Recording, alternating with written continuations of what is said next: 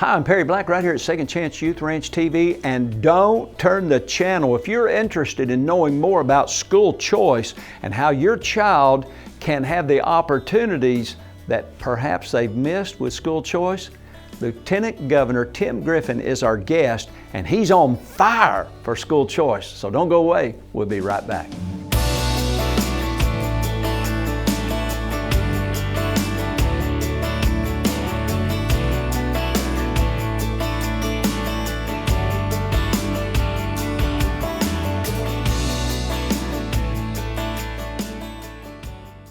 Hey, welcome to Second Chance Youth Ranch TV. I'm Perry Black, and on this program, we have a very special guest, Lieutenant Governor Tim Griffin.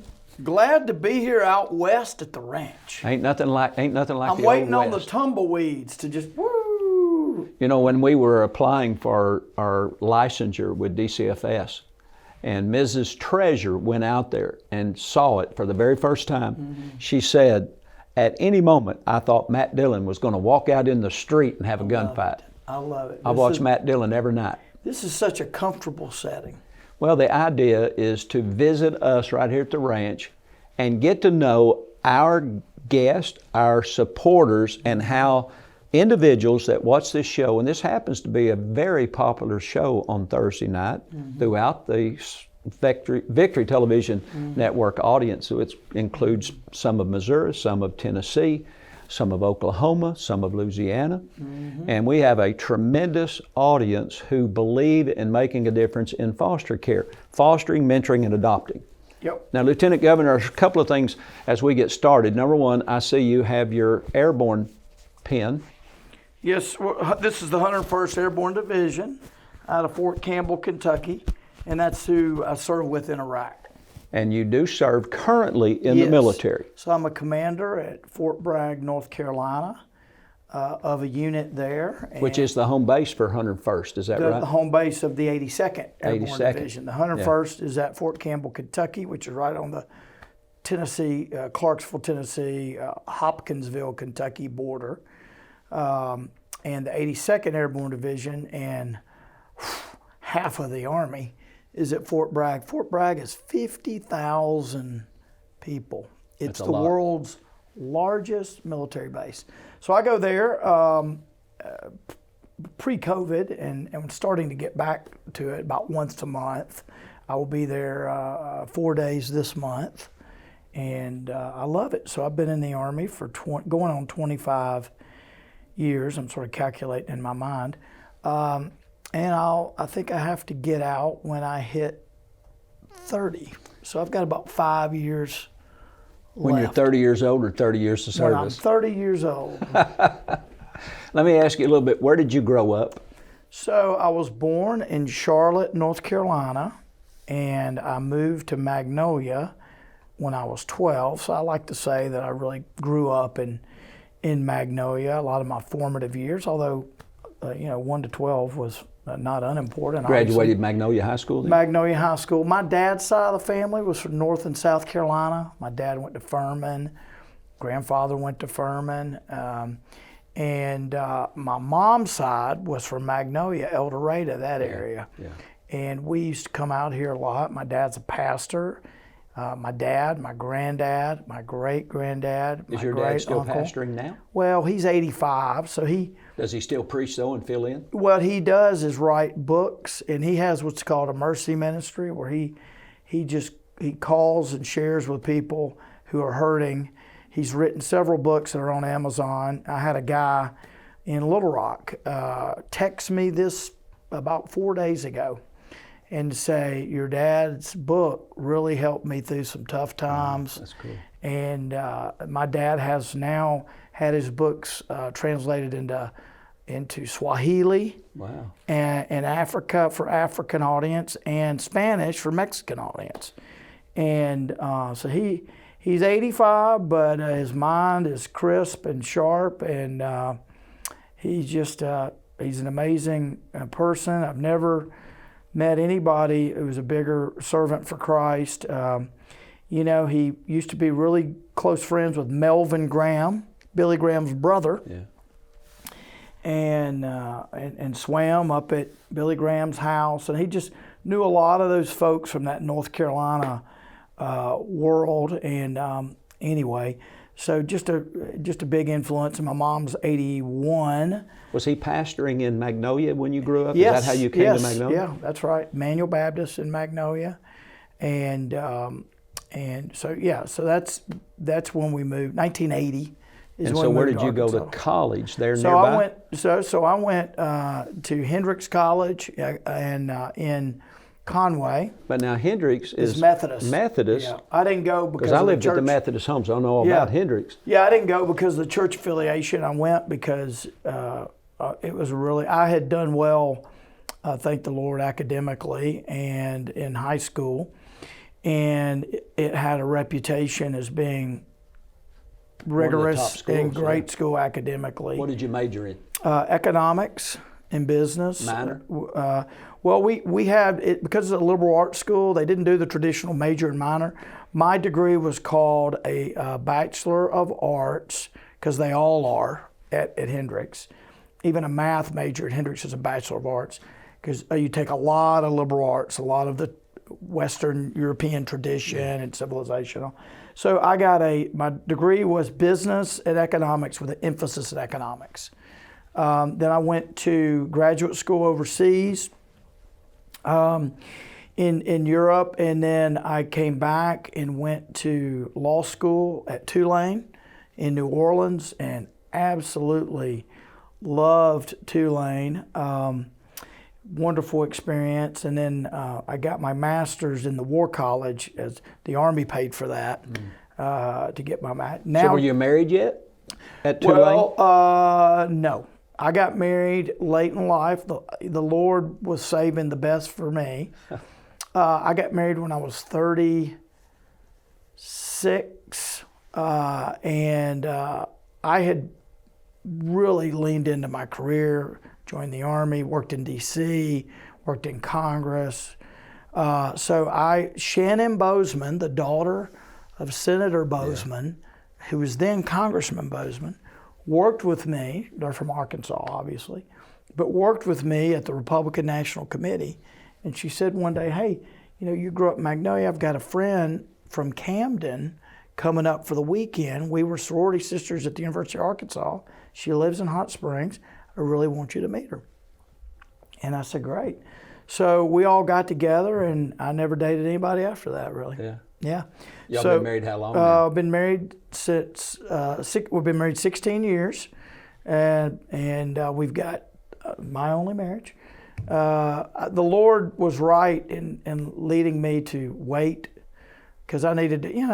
I think a lot of people would be served if they grew up a little bit. Wouldn't it help? Because sometimes who you are at 20 is not who you are at 30. Yeah, for sure. So at least in my case, and not for everybody, but in my case, I needed to grow up and focus on my career, and went to Europe several times for the Army and did a lot of stuff before I ever met my wife.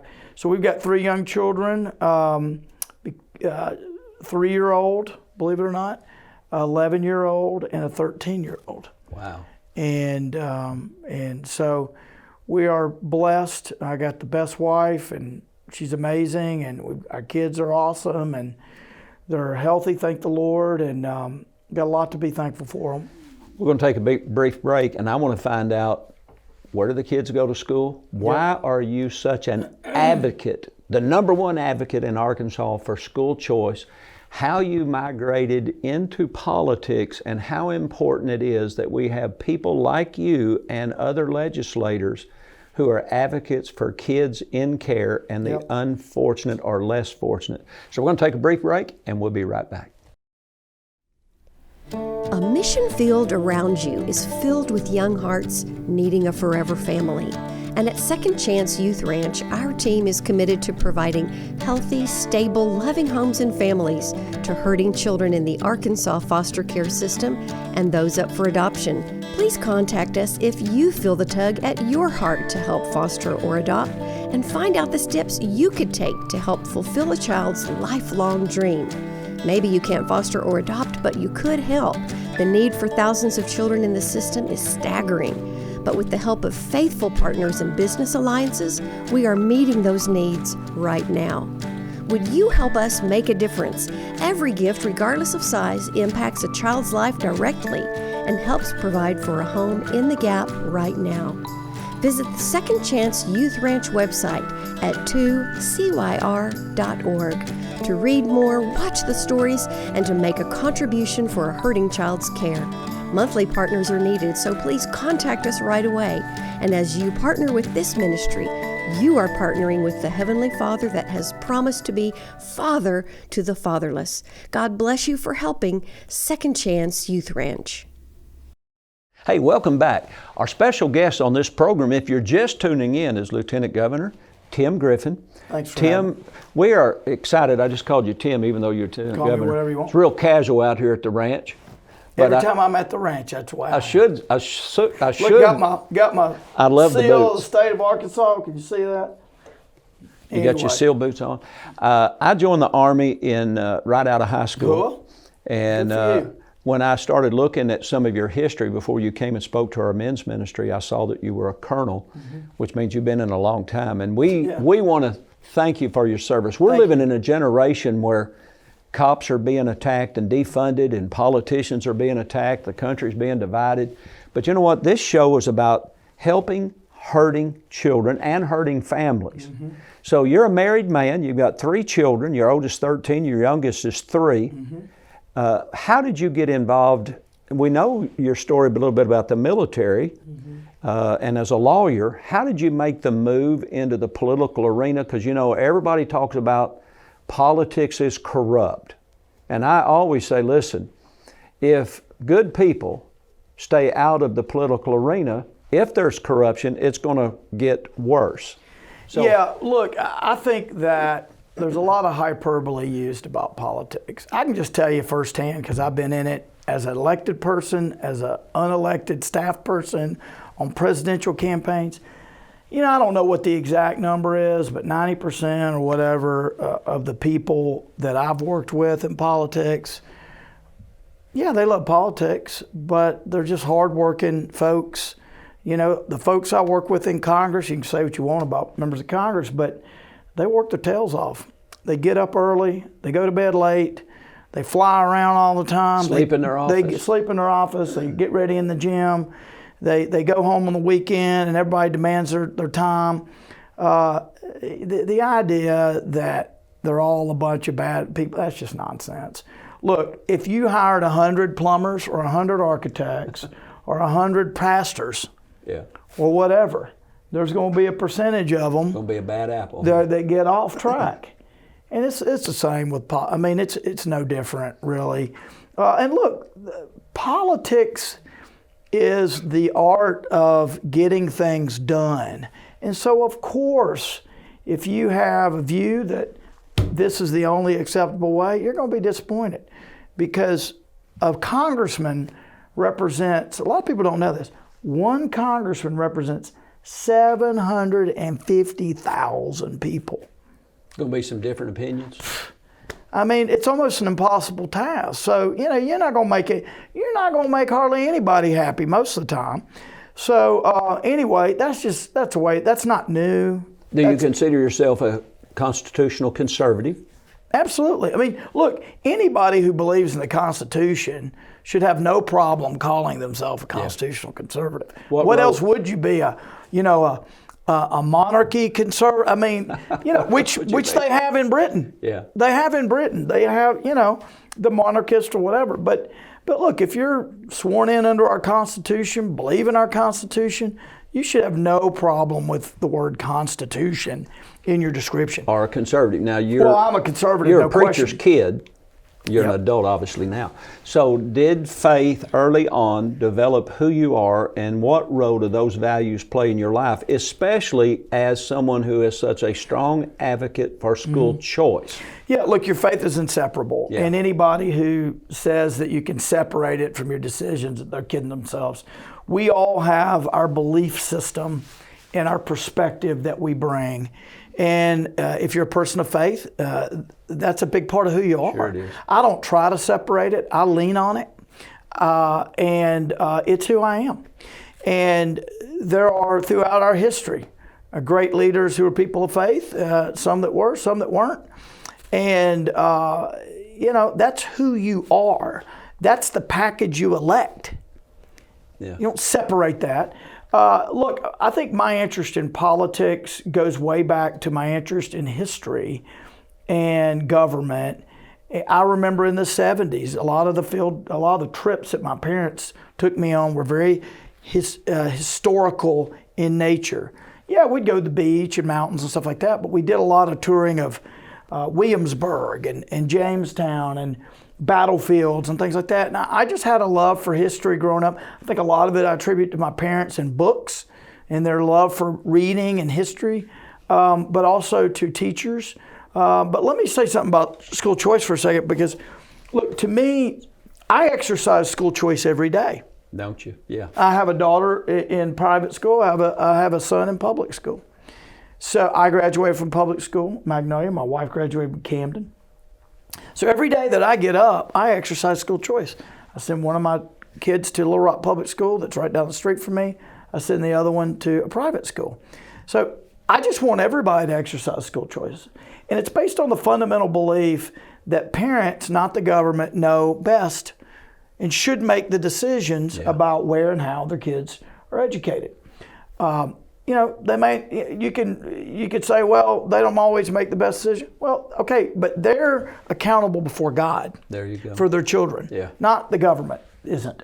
So, as a matter of principle, I think parents ought to have that choice.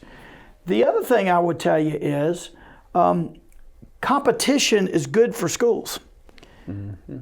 If a public school knows that no matter how good a traditional public school knows, no matter how good they do, how well they do, how poorly they do, that they're never going to go out of business. There's not a lot of incentive to get better. You could say, well, they'll do it for the kids. Will they? Will they? There are a lot of examples, I've seen it in government, of people who claim to be putting kids first, who put their own paycheck, their own job, their own funding numbers, all of that before children. Now, whether they're meaning to do it or not, okay, we can debate that. But the fact is they routinely do it. And I think competition leads to innovation, and innovation leads to excellence. And that is a benefit of choice. I can tell you one of the best things that happened to education in Central Arkansas, particularly in Little Rock, over the last decade or two, are the number of charter schools. Yeah. Now, they are public schools, but not traditional public schools. They're charter schools. And we've seen them flourish. Here's the beauty of a charter school. If they do well, they can continue to be approved. If they fail, they go away. Isn't that a novel idea? That's a novel idea. But I believe in choice beyond that. I believe that we ought to look at the states that are 20 years ahead of us in choice, and we ought to be giving tax credits, and we ought to be giving money that parents are paying in anyway, and let them use that how they want to use that. Look at all the number. You got private schools. You also got the biggest school district in the state by number are people in homeschools. Mm. That ought to tell you something. And so, look, I think the only people who have reason to be scared of school choice are the people who aren't getting it done. There you go. If you don't get it done, you should go away. If you can't educate children, then you need to find another occupation. And I'm talking about administrators. I'm talking about whatever. We've got incredible teachers out there, and a lot of them would love to have the freedom to innovate and do a lot of the things that the bureaucracy, the education bureaucracy, and it is a bureaucracy, that it won't let them do. Yeah. My son's public school teachers are fabulous. And the fact that I send my son to a public school is evidence that some public schools can compete. Yeah. But I have a choice, and everybody ought to have a choice. And everybody ought to have a choice. Regardless of their financial situation. One of the best things that's happened to a lot of the lower income kids is the fact that they've been able to get out of a failing school and go to an alternative.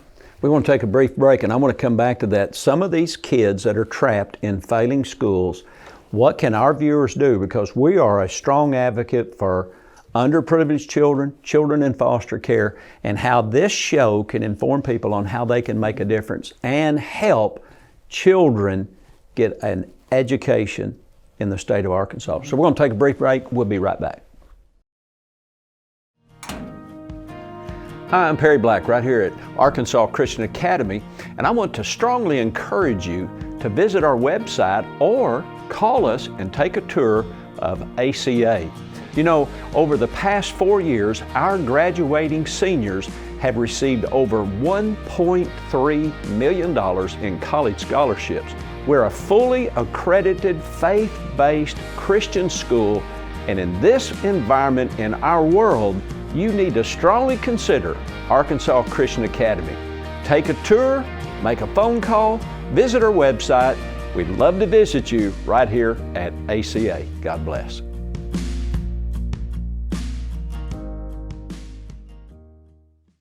Hey, welcome back. Our goal on this show is to inform you on how you can make a difference in the hearts and lives of hurting children. And school choice is so important. When I met with Warren Stevens many years ago about Second Chance Youth Ranch, he said, "Do you teach children how to read?" He said, "If you can't read, you can't succeed." On this set today, on this program, our Lieutenant Governor, Tim Griffin, is the #1 advocate for school choice, and that's why he's on the show. Because as the founder of Second Chance Youth Ranch, we have seen the powerful impact a choice of a private school education for our foster children, the tremendous impact it's made in their lives. So Lieutenant Governor, can you tell us kind of a little bit about how our viewers, and many of our viewers are from the inner city. Sure. How important is it for them to be involved in, and what can they do to be an advocate for school choice for their children? It's critically important that everybody be engaged in the political process, whether you like it or not. Yeah. I describe it as like brushing your teeth. You don't have to like it, but you need to do it. Yeah. And here's what I'd tell you. Ask the hard questions on school choice of everybody running for office. Ask them, do you support it? And if they and make sure you get specific. How do you support it? What do you mean you support it? Make sure they support it or don't vote for them. Make it a key part of your voting calculation of who you support and who you don't. Because if you support people who don't support school choice, you're not going to get school choice. I've been very disappointed over the last 6 years since I've been Lieutenant Governor. The number of opportunities that we've had to really pursue school choice and have failed time and time again. And make no mistake about it, it's because some people give lip service to supporting it, but when it's time to support it in the legislature, they don't do it. Other people just openly don't support it. Let me tell you, it's coming, and it's coming big, because people want choice, and they will eventually get it. We've got it in limited ways. We got the Succeed Scholarship, which is good, but now they limit funding, right? Yeah. We have public school choice, but there are some good bills on school choice that have made it finally through the legislature. They'll be becoming law, but we've still got a long way to go to get the choice. But you've got to support candidates who understand that parents need to be making these decisions. Now, let me just touch on something else, and that is illiteracy. School choice is part of making sure people can read. If you are illiterate and cannot read, you're more likely to end up in prison, you're more likely to end up unemployed, you're more likely to end up abusing substances, you're more likely to have unstable family life. We have got to make sure as a fundamental principle that young people read. How can we do that? Well, there's a lot of ways to do it. One of them is just having a policy that says we're not going to promote kids willy-nilly, if you will, whether they can read or not. There are a lot of states that say, look, by 3rd grade or 4th grade, you've got to be reading on grade level, or we're not going to continue to promote you. What we're going to do is focus on you and provide you the resources and make sure you can read and then promote you. Focus on you like it's a trauma emergency. Yeah. But we don't have that law, so kids can just keep getting moved down by societal pressure and parental pressure. Well, I don't want my kid to stay back. Oh, okay. Well, do you want them graduating from high school and not being able to read on grade level or not be able to read at all? Well, that's what's happening. If you look at the percentage of our kids in this state in schools who are reading at grade level, it's horrible. We've got some schools where only 40, 50% read on grade level. Yeah, that's sad. If we could have a law like Florida's and other states have this that says, look, we're not going to promote kids willy-nilly just because it makes us feel good. You may feel good, but you are destroying that child's life by not giving them the attention and the resources they need to get to reading on the right level. So it's really got to be about education and not money. It's public policy, Yeah. right?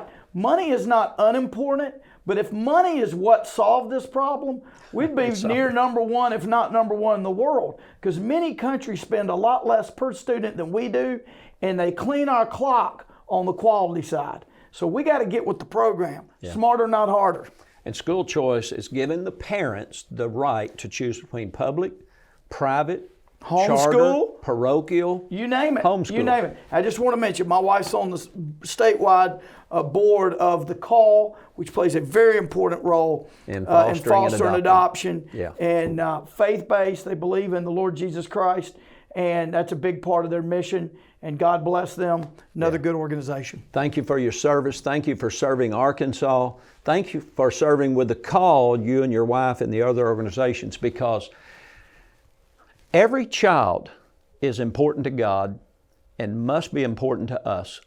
We must see changes made in the educational process for children that are not given the opportunity that other children can afford. So I want to thank you for watching this show. Please get involved in the process. Our children at Second Chance Youth Ranch need a second chance. With your help and support, we can change how things are done right here in our state and see lives changed forever through the love of Jesus Christ. Thanks for watching. We'll see you again next time right here at Second Chance Youth Ranch TV. God bless. God bless you.